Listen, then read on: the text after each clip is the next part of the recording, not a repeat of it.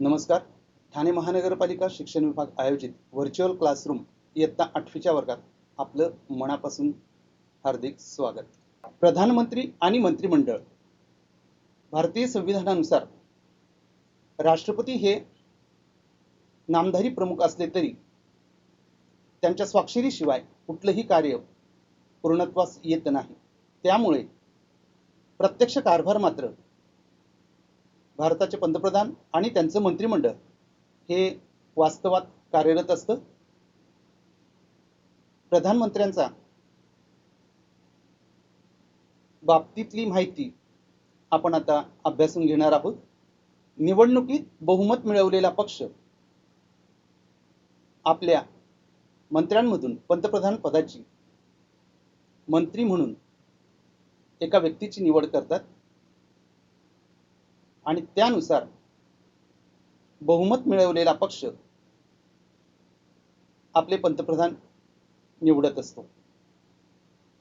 त्यानंतर भारतीय प्रधानमंत्र्यांचं कार्य म्हणजे आपल्या मंत्रिमंडळातील विश्वासातील मंत्री, त्याचबरोबर ज्यांना राज्य शासन किंवा राज्यकारभाराविषयीची माहिती याचा अभ्यास आहे, त्याचबरोबर एखादी व्यक्ती त्या विषयामध्ये विशेष प्रावीण्य मिळवून कार्यरत असेल तर अशा व्यक्तींना मंत्रिमंडळामध्ये समाविष्ट करण्याचं कार्य प्रधानमंत्री करत असतात. विद्यार्थी मित्रांनो, प्रधानमंत्री आणि त्यांचं मंत्रिमंडळ हे या लोकसभेचं सदस्य असणं अनिवार्य असतं, पण काही कारणास्तव ते सदस्य नसतील तर 6 महिन्याचा कालावधी त्यांच्यासाठी दिला जातो. स्वीकृत सदस्य म्हणून त्यांना प्रधानमंत्री हे आपल्या मंत्रिमंडळामध्ये समाविष्ट करतात, पण त्याचबरोबर त्या 6 महिन्यामध्ये त्यांनी निवडून येऊन आपलं बहुमत सिद्ध करावं लागतं. अशा पद्धतीने आपल्या प्रधानमंत्री व त्यांच्या मंत्रिमंडळ हे कार्य करीत असतं. प्रधानमंत्र्यांचं कार्य प्रधानमंत्र्यांना सर्वप्रथम आपल्या मंत्र्यांचं विश्वासू मंत्री यांची निवड करावी लागते. त्याचबरोबर जे कार्यकुशल आहेत, जे विषयामधले तज्ज्ञ आहेत, अशा मंत्र्यांची निवड ते आपल्या मंत्रिमंडळामध्ये करत असतात. ज्यांना राजकीय अनुभव आहे, जे त्या विषयामधील तज्ज्ञ आहेत, अशा मंत्र्यांचा समावेश प्रधानमंत्री हे आपल्या मंत्रिमंडळामध्ये करत असतात. मंत्रिमंडळामध्ये कोणकोणत्या मंत्र्यांचा समावेश करावा, तो समावेश झाल्यानंतर त्या मंत्र्यांना खाते वाटप करण्याचं काम प्रधानमंत्री हे करत असतात. प्रधानमंत्री मंत्रिमंडळाचं नेतृत्व करतात आणि प्रधानमंत्र्यांच्या अध्यक्षतेखाली सर्व सभा या पार पडत असतात. खाते वाटप झाल्यानंतर विविध खात्यांमध्ये सुसूत्रता यावी, प्रत्येक खात्याचा कारभार हा अतिशय सुयोग्य पद्धतीने सुरू आहे की नाही, ह्या प्रत्येक गोष्टीवर लक्ष केंद्रित करण्याचं कार्य प्रधानमंत्री करत असतात. भारतीय संविधानानुसार आपल्या देशाचे पंतप्रधान हे राष्ट्रीय कार्य करत असतानाच आंतरराष्ट्रीय देशांबरोबर म्हणजे इतर देशांसमवेत आपल्या देशाचे संबंध अतिशय चांगले व्हावेत, त्याचबरोबर सौजन्याचं असं वातावरण निर्मिती व्हावी म्हणून सतत कार्यरत असतात आणि त्याचबरोबर सर्व जगात आपल्या नेतृत्वाची प्रतिमा उजळून येईल यासाठी कार्यरत असतात.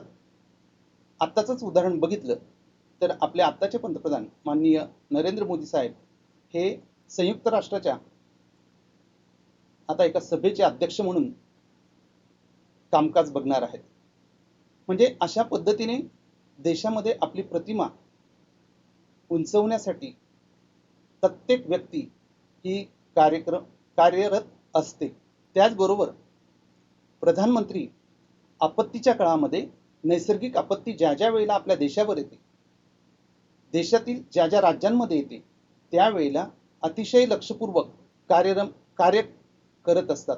आत्ताच आपण उदाहरण घेतलं तर आपल्या महाराष्ट्रातील चिपळूण, रत्नागिरी, सिंधुदुर्ग, रायगड, महाड, त्याचबरोबर कोल्हापूर, सांगली, सातारा अशा विविध जिल्ह्यांमध्ये महापुराने थैमान घातलेलं होतं आणि या महापुरात प्रचंड अशी हानी झालेली आहे. मानवी हानी झाली, त्याचबरोबर आर्थिक प्रचंड असं नुकसान झालेलं आहे. अशा वेळी आपल्या महाराष्ट्राचे माननीय मुख्यमंत्री उद्धवजी ठाकरे हे दौऱ्यावर असतानाच देशाचे सन्माननीय पंतप्रधान नरेंद्र मोदी साहेब यांनी आपल्या मुख्यमंत्र्यांना भ्रमणध्वनीद्वारे सुसंवाद साधून आपल्या महाराष्ट्राच्या महापुराची परिस्थितीविषयी जाणून घेतलं आणि जी मदत हवी असेल ती केंद्राकडून तुम्हाला मिळेल याविषयी आश्वस्त केलं.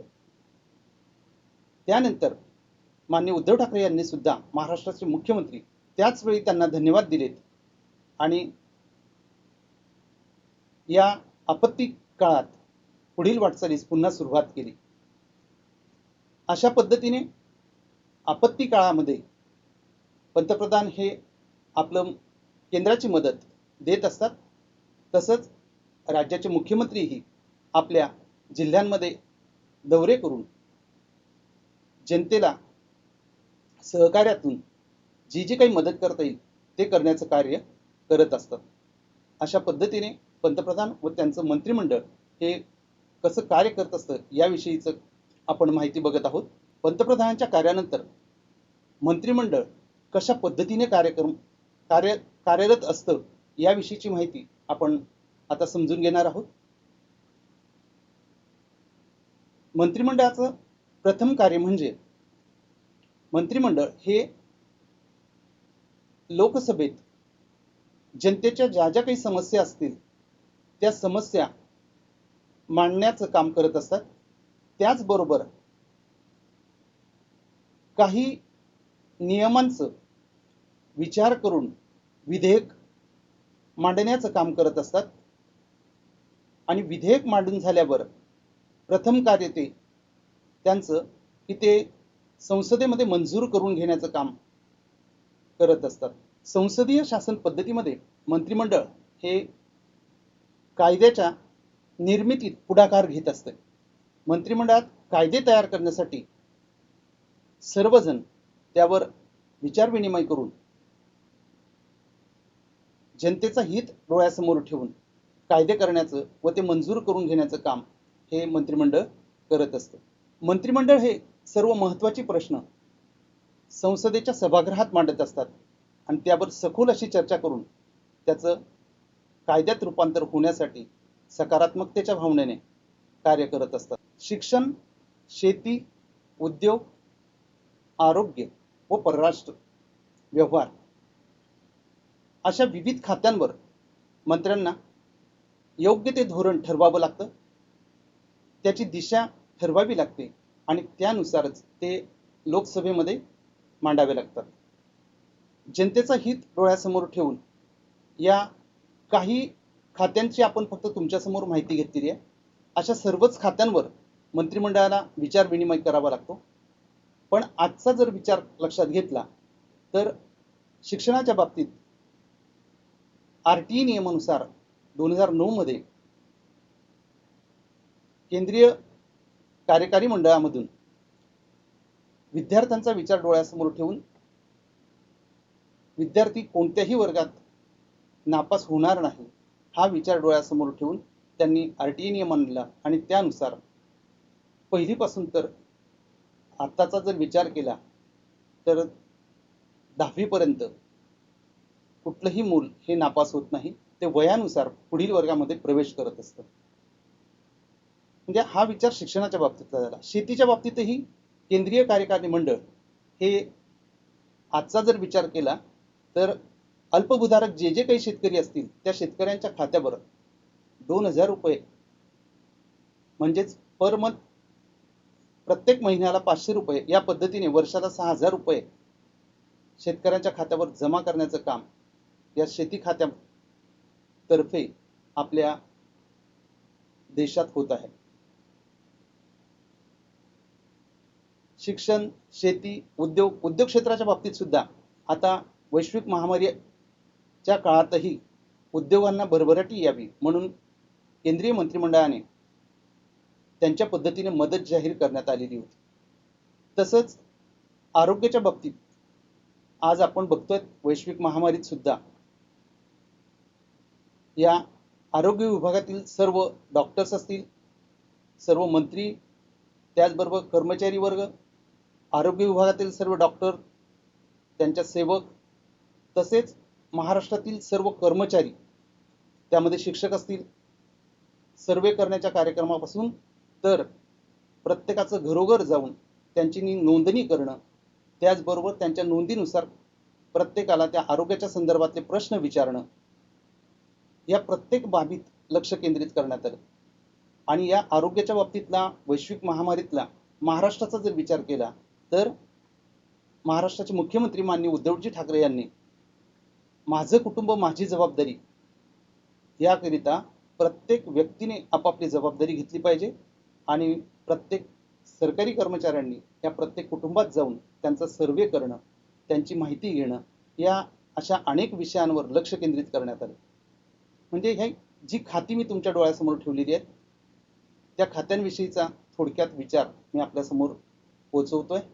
त्याचबरोबर परराष्ट्र व्यवहार मंत्री, परराष्ट्र व्यवहार मंत्र्यांचा विचार केला तर भारत देश आणि भारत देशाबरोबर इतर देशांशी आपल्या देशाचे संबंध अतिशय सलोख्याचे व्हावेत. आपल्या देशामध्ये ज्या ज्या सुविधा हव्या आहेत त्या इतर देशांकडून कशा उपलब्ध करून घेता येतील त्याच पद्धतीने सुसंवाद साधून त्या राष्ट्र आणि आपल्या राष्ट्रामध्ये अतिशय सलोख्याचे संबंध व्हावेत यासाठी परराष्ट्र मंत्री हे कार्यरत असतात. अशा पद्धतीने आपण प्रधानमंत्री आणि मंत्रिमंडळातील ही 5 खाती याविषयीची माहिती आपण बघितलेली आहे. त्याचबरोबर मंत्रिमंडळाची मुख्य जबाबदारी म्हणजे कायद्यातील धोरणांची अंमलबजावणी करणं हे फार महत्त्वाचं आहे. कायद्याच्या धोरणांची अंमलबजावणी करत असतानाच जे जे विषय लोकसभेत व राज्यसभेत मांडलेले असतील ते सकारात्मक दृष्टिकोनातून मंजूर करून त्यांचं विधेयकामध्ये रूपांतर करण्याचं अतिशय महत्त्वाचं काम हे मंत्रिमंडळ करत असतं. त्याचबरोबर या लोकसभा व राज्यसभा या सभागृहांनी म्हणजेच संसदेने यांना मान्यता दिली तर मंत्रिमंडळ ते अतिशय जबाबदारीने पूर्ण करण्याचं काम आपल्या देशात करत असतं. अशा पद्धतीने आपण प्रधानमंत्री आणि मंत्रिमंडळ यांच्या कार्याविषयीची माहिती जाणून घेतलेली आहे. मी आपल्या आजचे जे खातेनिहाय मंत्री मी तुमच्यासमोर सांगत आहे त्यातले सुरुवातीलाच शिक्षण मंत्री, प्रधानमंत्र्यांची कार्य आपण बघितलीत. त्याचबरोबर आजपर्यंतचे पंतप्रधान कोण कोण होऊन गेलं त्यांची ओळख मी तुमच्यासमोर करून देतोय. भारताचे पहिले पंतप्रधान जवाहरलाल नेहरू, गुलझारीलाल नंदा, लालबहादूर शास्त्री, इंदिरा गांधी, मोरारजी देसाई, चौधरी चरण सिंह, राजीव गांधी, विश्वनाथ प्रताप सिंह, चंद्रशेखर, पी.व्ही. नरसिंह राव, अटल बिहारी वाजपेयी, एच.डी. देवेगौडा, इंद्रकुमार गुजरालचा, मनमोहन सिंह, माननीय नरेंद्र मोदी जे आता सध्या पदस्थ आहेत. 26 मे 2014 पासून ते सध्या आपल्या भारत देशाचे पंतप्रधान म्हणून कार्यरत आहे. यानंतर मंत्रिमंडळाची जी कार्य आपण बघत आलो त्या मंत्रिमंडळाच्या कार्यामध्ये केंद्रीय शिक्षण मंत्री धर्मेंद्र प्रधान, केंद्रीय कृषी मंत्री नरेंद्र सिंग तोमर, केंद्रीय उद्योग मंत्री महेंद्रनाथ पांडे, केंद्रीय आरोग्य मंत्री मनसुख मंडाविया, केंद्रीय परराष्ट्र मंत्री सुब्रमण्यम जयशंकर. यानंतर आपण संसद मंत्रिमंडळावर कसं नियंत्रण ठेवते याविषयीची माहिती समजून घेणार आहोत. आपल्या भारतीय संविधानानुसार संसद ही कायद्याची निर्मिती, त्याचबरोबर कायद्याच्या निर्मितीबरोबरच कशा पद्धतीने ते त्यांची मांडणी करतात, मांडणी करून झाल्यावर मंजूर झाल्यावर ते कशा पद्धतीने अवलंबलं जातं किंवा ते राबविले जातात आणि त्यानंतर त्या राबविल्यानंतरही पुढे कशा पद्धतीने कार्य करतात यावर सखोल असं लक्ष या संसदेचं या मंत्रिमंडळावर असतं.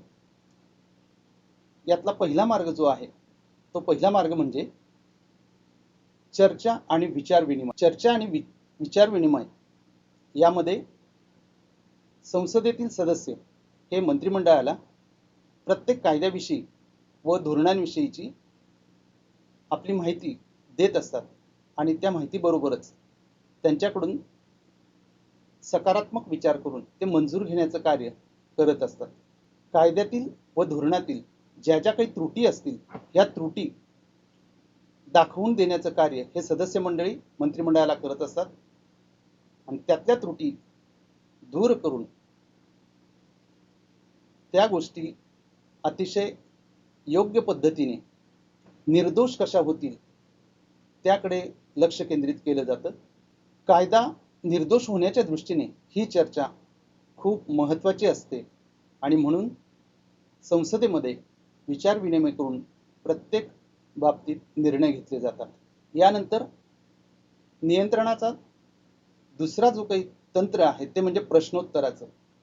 संसदेमध्ये प्रश्नोत्तराच्या तासानेच संसद सदस्य हे आपल्या प्रश्नांची सुरुवात करत असतात आणि जनतेच्या समस्या सर्व संसदेसमोर मांडत असतात.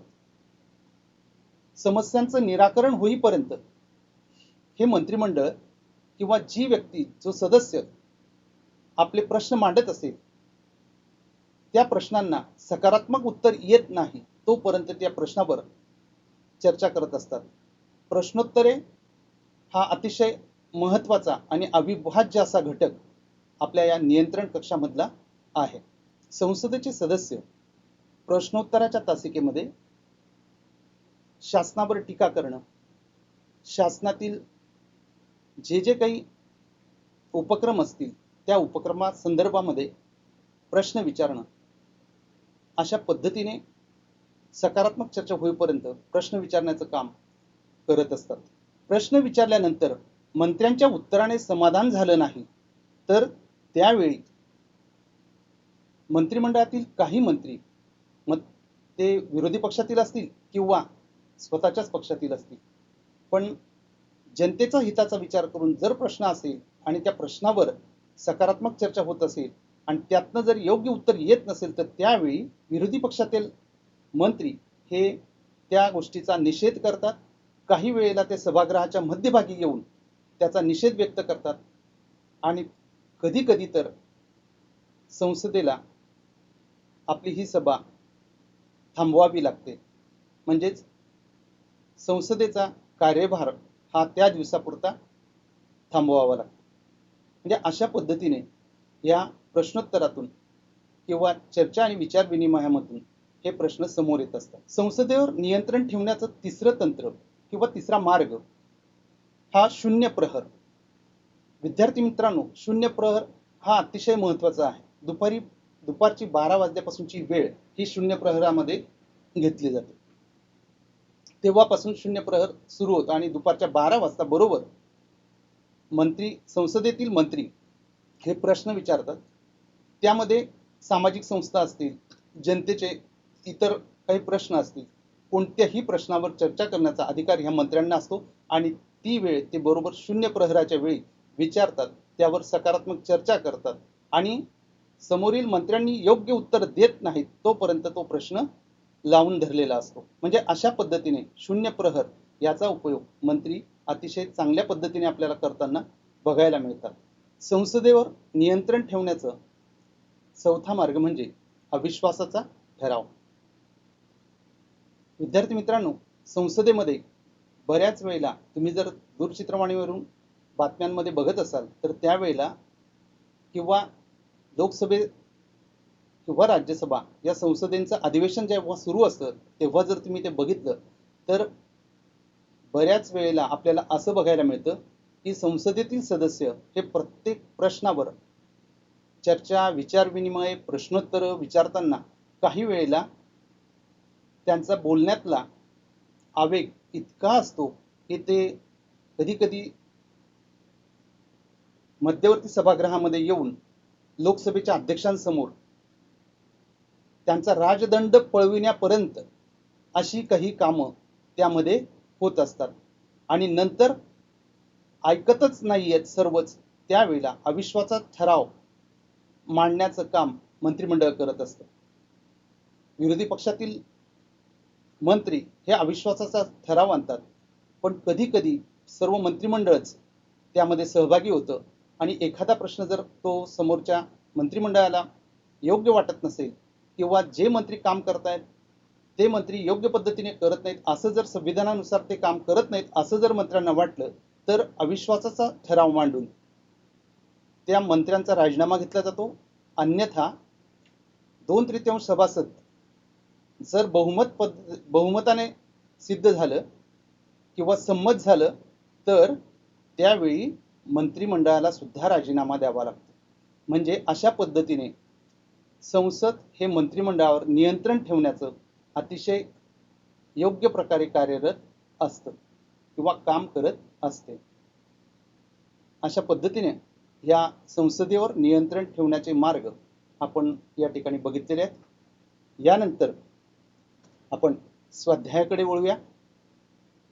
विद्यार्थी मित्रांनो, तुम्ही आतापर्यंत अतिशय छान पद्धतीने सर्व माहिती समजून घेतलीत, अभ्यास जो काही होता तो जाणून घेतलात. आता त्यानंतर तुम्ही आपल्या घरी राहून आपल्या वहीमध्ये मी जे स्वाध्याय देतोय त्याची ते प्रश्न आपल्या वहीमध्ये लिहून घ्या. स्वाध्यायातील पहिला प्रश्न आहे, आपल्या भारतीय संविधानानुसार आजपर्यंत जे जे राष्ट्रपती आपल्या देशात होऊन गेलेत त्यांची माहिती समोरील छायाचित्रात दिसत आहे.